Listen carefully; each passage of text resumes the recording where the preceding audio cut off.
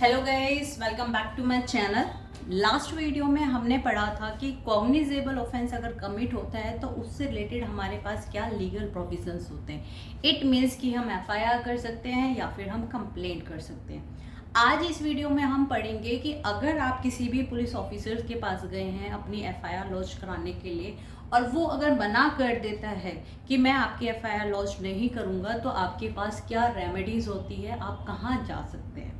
लेकिन उससे पहले आप एक चीज़ समझिए कि एफआईआर क्या होती है और ये इसका प्रोसेस क्या होता है। सो एफआईआर जिसको हम बोलते हैं उसकी फुल फॉर्म है फर्स्ट इंफॉर्मेशन रिपोर्ट, जो कि आपकी इंफॉर्मेशन होती है related to any cognizable offence.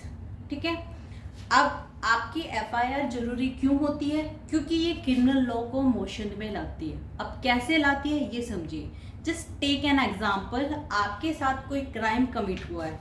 It means कि मानिए कि आपके घर में एक चोरी हो गई है और साथ के साथ आपकी मार पिटाई भी की गई है। इन दैट सिचुएशन जब तक आप पुलिस ऑफिसर्स के पास नहीं जाएंगे, जब तक आप उनको नहीं बताएंगे कि आपके साथ कोई ऑफेंस कमिट हुआ है, तो वो कैसे कोई भी एक्शन लेंगे। इट मीन्स कि तब तक ना तो इन्वेस्टिगेशन होगी ना ट्रायल होगा, मतलब आपका क्रिमिनल लॉ है वो मोशन में ही नहीं आएगा। तो पहला स्टेज क्या है कि आपका क्रिमिनल लॉ को मोशन में लाने के लिए आपको एफआईआर रजिस्टर्ड करना पड़ेगा। अब एफआईआर कौन कर सकता है? कोई भी पर्सन एफआईआर कर सकता है। अब आपके घर में अगर चोरी हुई है, इट मीन्स कि आप एफआईआर कर सकते हैं। दूसरा एग्जांपल लीजिए, आप कहीं मार्केट में गए हैं और आपने देखा कि वहां पे मर्डर कमिट हो गया है, तो इन दैट सिचुएशन आप जाके पुलिस ऑफिसर्स को इन्फॉर्म कर सकते हैं कि सर इस मार्केट में किसी का मर्डर हो गया है, आप मेरी इन्फॉर्मेशन लिख लीजिए। तो इट मीन्स कि एफआईआर कोई भी पर्सन कर सकता है। इट इज़ नॉट मैंडेटरी कि जिसके साथ ऑफेंस कमिट हुआ है, जो विक्टिम है वो ही करे, नहीं उसके डिपेंडेंट भी कर सकते हैं। कोई भी पर्सन जिसको इन्फॉर्मेशन है कि कोई भी कॉग्निजेबल ऑफेंस कमिट हुआ है वो एफआईआर कर सकता है। अब बात आती है मैनर की। मैनर का मतलब ये है कि एफआईआर कैसे लॉन्च्ड होती है। सपोज करें जब क्राइम कमिट हुआ, आप किसी भी पुलिस ऑफिसर के पास गए हैं, जुरिडिक्शन वाले, अभी हम आउटसाइड द जुरिडिक्शन नहीं जाएंगे। इट मीन्स कि सपोज करें कि आप दिल्ली में रहते हैं और आपके साथ कोई क्राइम कमिट हुआ है, तो आपके कंसर्न जुरिडिक्शन में कोई ना कोई पुलिस स्टेशन जरूर होगा। तो आप वहाँ पे जाएंगे, आप उनको बताएंगे, या तो आप रिटर्न में दे सकते हैं आप सब कुछ। अगर आपने रिटर्न में नहीं दिया, आप फिर सिर्फ वर्बली उनको जाके बता रहे हैं कि सर ये सारी चीज़ें हो गई हैं, ऐसे क्राइम कमिट हो गया है, तो इट मीन्स कि जो भी इंफॉर्मेशन आप उनको देंगे वो उसको राइटिंग में लिखेंगे, उसके बाद उसको रीड करेंगे कि आपने ये सारी इंफॉर्मेशन मेरे को बताई हैं, ये ठीक है। व्हेन यू एक्नॉलेज इट, तो आपसे साइन कराएंगे। जब आप साइन करेंगे उसके बाद वो एफआईआर रजिस्टर्ड हो जाती है और उसके बाद एक कॉपी आपको दी जाएगी, एफआईआर की कॉपी फ्री ऑफ कॉस्ट, कि ये आपने एफआईआर यहाँ पे लॉन्च कराई है। उसके बाद जो पुलिस ऑफिसर्स रहते हैं उनके पास एक जनरल डायरी रहती है जो वो मेंटेन करते हैं, उसमें वो उस एफआईआर को लिख लेंगे। तो इट मीन्स कि एफआईआर का प्रोसेस क्या हुआ कि आप कंसर्न पुलिस स्टेशन में जाएंगे, उनको इन्फॉर्मेशन देंगे, वो रिटर्न में भी हो सकती है, वो ओरली भी हो सकती है। उसके बाद पुलिस ऑफिसर जो रहेंगे वो आपको साइन करवाएंगे और उसके बाद एक कॉपी आपको मिल जाएगी और आपकी एफआईआर रजिस्टर्ड हो जाएगी जनरल डायरी में जो मेंटेन रखते हैं पुलिस ऑफिसर्स। 154 में हमने एफआईआर रजिस्टर्ड कर दी, लेकिन सपोज करें कोई भी ऑफेंस अगर कमिट हुआ है वो 354 और 376, इट मीन्स कि रेप या फिर मोडेस्टी ऑफ द वुमेन में आता है, तो इन दैट केस आप क्या करेंगे, वहां पे वुमेन पुलिस ऑफिसर जो है वो एफआईआर लॉन्च करेगी। ठीक है। और नॉर्मल केसेस में जो भी इंचार्ज रहेगा मेल, वो आपका रजिस्टर्ड कर सकता है। अब आपको एक बात पता चल गई है कि एफआईआर आप कैसे करा सकते हैं रजिस्टर्ड। एफआईआर कहाँ पे मेंशन है? 154 ऑफ द सीआरपीसी। अब एक एग्जांपल लेते हैं, आपके घर में चोरी हुई, आप पुलिस स्टेशन में गए, आपने पुलिस ऑफिसर्स को बोला कि मेरी एफआईआर लॉन्च करिए और उन्होंने एफआईआर लॉन्च करने से मना कर दिया। अब इस सिचुएशन में आपके पास क्या रेमेडीज है? पहला, 154 क्लॉज 3, जो कि ये बोलता है कि कोई भी police officer in charge of the station अगर आपकी रजिस्टर्ड करने से मना करता है एफआईआर को, तो आप सुपरिटेंडेंट जो है आप उनके पास जा सकते हैं, एसपी के पास आप जा सकते हैं, और आप उनको थ्रू पोस्ट भी अपनी इंफॉर्मेशन दे सकते हैं। और उनको अगर ऐसा लगता है कि कॉग्निजेबल ऑफेंस कमिट हुआ है, तो या तो वो सेल्फ इन्वेस्टिगेशन करेंगे या फिर वो डायरेक्ट कर सकते हैं अपने सबऑर्डिनेट को, कि आप जाइए, आप इन्वेस्टिगेशन करिए कि एक्चुअली में ऑफेंस कमिट हुआ है या नहीं हुआ है। सो पहला रेमेडी हमारे पास क्या हुआ कि हम सुपरिटेंडेंट को जाके रजिस्टर कर सकते हैं अपनी एफआईआर। हम उनसे बोल सकते हैं कि सर हमारी एफआईआर रजिस्टर्ड नहीं कर रहे हैं, आप प्लीज हमारी हेल्प करो। पहला स्टेप। सेकंड, 156 क्लॉज 3, आप पुलिस स्टेशन में गए, ऑफिसर इंचार्ज ने मना कर दिया, हम सुपरिटेंडेंट के पास गए, अब सपोज करो उन्होंने भी मना कर दिया। अब सेकंड रेमेडी क्या आई, हम मजिस्ट्रेट के पास जा सकते हैं, जो हमारे कंसर्न मजिस्ट्रेट होंगे हम उनके पास जाके कंप्लेंट कर सकते हैं। तो इसलिए आपका सेक्शन 156 क्लॉज 3 हमेशा रीड किया जाता है सेक्शन 190 के साथ। 190 मैं आपको अभी बताऊंगी, लेकिन उससे पहले आप 156(3) समझिए।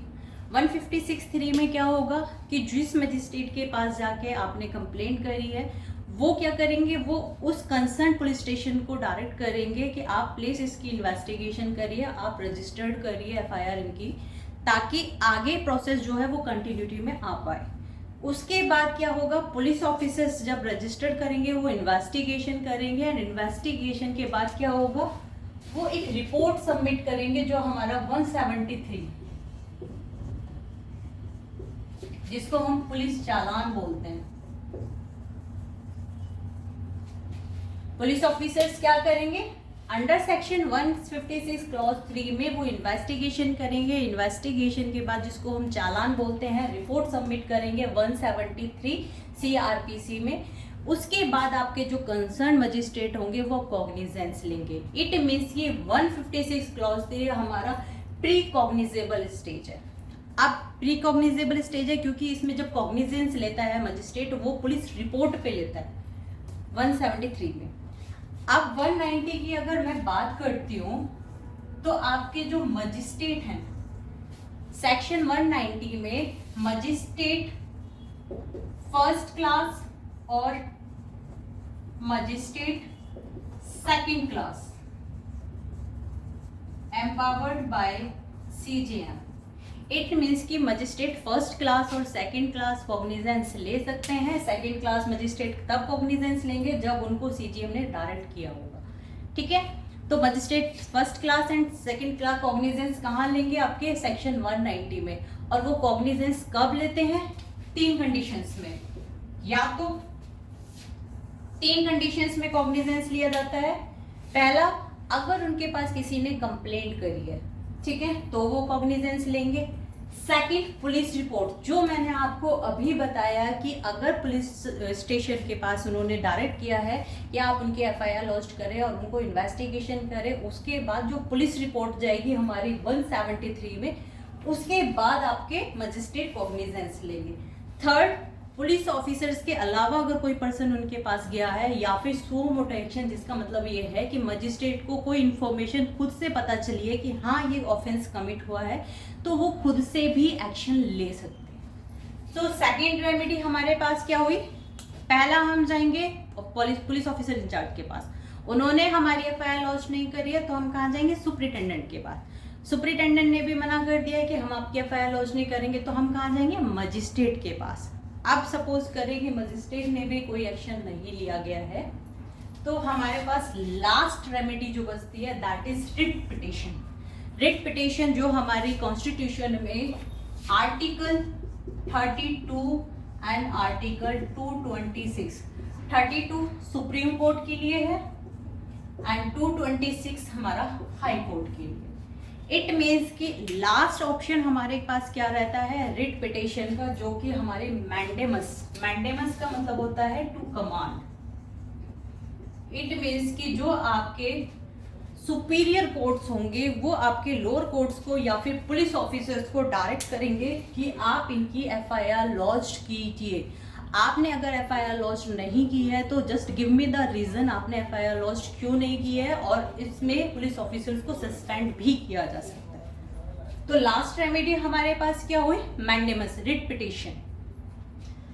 पहली रेमेडी 154 क्लॉज 3 में सुप्रिटेंडेंट के पास जाएंगे।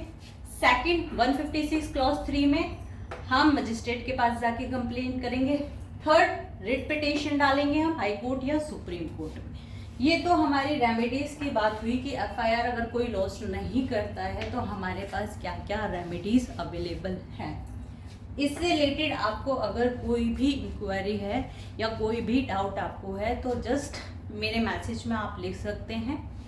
173 भी मैं आपको बता देती हूँ, जब पुलिस ऑफिसर कोई भी इन्वेस्टिगेशन करते हैं ऑफेंस से रिलेटेड, कॉग्निजेबल ऑफेंस से रिलेटेड, तो वो इन्वेस्टिगेशन जब करते हैं तो उसमें वो एविडेंसेस कलेक्ट करते हैं कि एक्चुअली में कोई ऑफेंस कमिट हुआ है या नहीं हुआ है। सो 173 में they submit the report on the ground of the investigation कि हमें ये एविडेंसेस मिले हैं और हमें लगता है एक्चुअली में ये मतलब क्राइम कमिट हुआ है और आगे प्रोसीडिंग चलनी चाहिए। So on the basis of that report या तो आपकी क्लोजर रिपोर्ट लगेगी।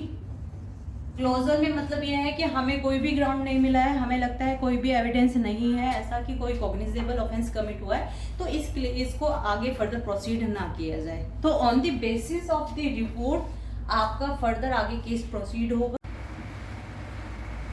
Lalita Kumari versus government of UP 2013 का ये केस है। It is very important and landmark case related to the FIR। इस केस में क्या हुआ, आपकी ललिता कुमारी एक माइनर है जिन्होंने अपने फादर के थ्रू एक रिट पिटिशन डाली है हैबेस कॉर्पस। आर्टिकल 32 में हैबेस कॉर्पस उन्होंने रिट पिटिशन डाली थी। हैबेस कॉर्पस का मतलब होता है टू हैव ए बॉडी, जो आपकी कभी इलीगल डिटेंशन होती है उससे रिलेटेड ये आप रिट पिटिशन डाल सकते हैं। तो उसमें एक माइनर को किडनैप किया गया था, उससे रिलेटेड इन्होंने रिट पिटिशन डाली थी। रिट पिटिशन मैंने आपको भी लास्ट में बताया it is the last remedy. अब इन्होंने ये लास्ट रेमेडी क्यों बिल की, क्योंकि उन्होंने सबसे पहले FIR लॉन्च करी आपके पुलिस ऑफिसर्स के पास जो कंसर्न पुलिस स्टेशन के थे, उन्होंने कोई भी स्टेप नहीं लिया। तो पहला स्टेप इन्होंने क्या किया, पुलिस स्टेशन में जाके FIR लॉन्च कराई बट कोई स्टेप नहीं लिया। सेकंड फिर इन्होंने सुप्रिटेंडेंट जो मैंने आपको बताया था 154 क्लॉज 3 में इन्होंने उनके पास जाके FIR लॉन्च कराई तो भी कोई फर्दर स्टेप नहीं लिए गए। तो फाइनली उन्होंने जाके अपना रिट पिटिशन डाल दी। अब इस केस में क्या हेल्ड हुआ आप ये चीज समझिए। इनका कहना है सेक्शन 154 क्लॉज 1 जो है वो बोलता है शैल का मतलब क्या है, it is mandatory to the police officer to launch the FIR। मतलब कि यहाँ पे कोई भी पुलिस ऑफिसर्स के पास डिस्क्रिशनरी पावर नहीं है, वो अपने एंड से मना नहीं कर सकते हैं। अगर कोई भी इंफॉर्मेशन डिस्क्लोज करती है कि कोई कॉग्निजेबल ऑफेंस कमिट हुआ है, सो इट मीन्स कि FIR रजिस्टर्ड करना क्या हो गया, एक मैंडेटरी प्रोविजन है। It is mandatory provision. Police officers आपको मना नहीं कर सकते हैं। सेकंड, इंक्वायरी से रिलेटेड बात आई कि सपोज करें कि अगर पता नहीं चल रहा है कि कोई ऑफेंस कमिट हुआ है या नहीं हुआ है, उससे रिलेटेड आप क्या कर सकते हैं, पुलिस ऑफिसर्स एक प्रायर इन्वेस्टिगेशन कर सकते हैं जो कि विदिन 7 डेज ख़त्म हो जानी चाहिए और उसके बाद आप FIR लॉन्च कर सकते हैं। आपके पुलिस ऑफिसर्स जो हैं, सुप्रीम कोर्ट ने ये बोला है कि कोई भी पुलिस ऑफिसर अगर उनको इन्फॉर्मेशन से ये लगता है कि कोई कॉग्निजेबल ऑफेंस कमिट हुआ है तो इट इज़ नॉट मैंडेटरी कि वो पहले प्रायर इन्वेस्टिगेशन करें उसके बाद वो रजिस्टर्ड करें FIR। नहीं, उनको FIR लॉन्च करना ही पड़ेगा, वो मैंडेटरी है। कुछ केसेस आपके ऐसे हैं जहाँ पे प्री इन्वेस्टिगेशन आपको अलाउड है पुलिस ऑफिसर्स को। वो कौन से केसेस हैं? First, family dispute.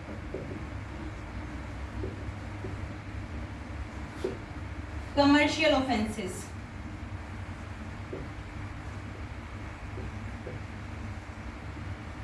Corruption cases, ठीक है, फैमिली डिस्प्यूट हो, कमर्शियल ऑफेंसेस हो या फिर आपके करप्शन केसेस हो, ऐसी सिचुएशन में पुलिस ऑफिसर्स जो हैं वो आपकी प्री इन्वेस्टिगेशन कर सकते हैं and after that they can file the और लॉज द एफआईआर। लेकिन अगर इस केस में बात करेंगे तो it is mandatory for the police officers to register the FIR. वो आपसे मना नहीं कर सकते हैं कि हम आपकी कोई भी एफआईआर लॉन्च नहीं करेंगे। आई डोंट थिंक वो इससे अलावा आपको कोई डाउट होगा। तो आपके पहली रेमेडी हमारे पास क्या होगी, हम सुप्रिटेंडेंट के पास जा सकते हैं। सेकेंड रेमेडी हमारे पास क्या होगी, हम कंसर्न मजिस्ट्रेट के पास जाके कंप्लेन कर सकते हैं। थर्ड एट लास्ट रेमेडी हमारे पास क्या होगी, हम रिट पिटिशन जो कि आपकी मैंडेमस वाली है टू कमांड, वो हम डाल सकते हैं कंसर्न हाई कोर्ट में या सुप्रीम कोर्ट में।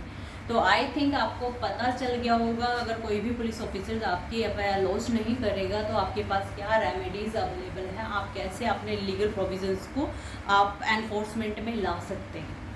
So thank you so much and do subscribe my channel.